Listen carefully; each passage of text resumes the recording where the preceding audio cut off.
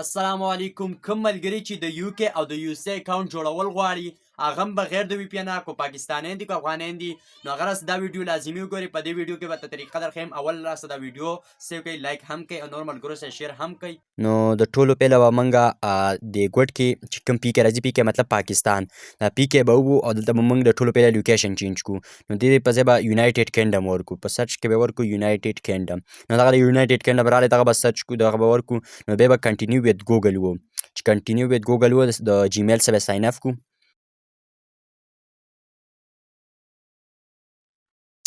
د هغه نه پس به موږ خپل ډیټا برت ورکړو. داسې ډیټا برت به وکړو چې 18 سال پکې زموږ راشي، یا 2002 2005 دغسې 18 سال پکې راځي، دغسې ډیټا برت به موږ ورکړو. د هغه نه پس به موږ دغه ډیټا برت هم کنټینیو به وو. هلته به خپل یوزر نیم چینج کړو. یوزر نیم هغه دی ستاسو یو کې اکاونټ جوړ شو.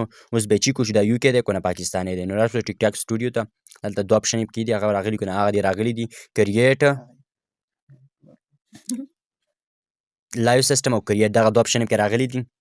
دغه ستاسو یو کې اکاونټ دی. ته اوس چیک کړو چې دا کوم اکاونټ دی، بل ته ځای نه چیک کړو. نو راوړ به شو سیټینګ اینډ پرایوینسي ته، اکاونټ به ووو. اکاونټ نه پس به موږ اکاونټ انفارمیشن وو.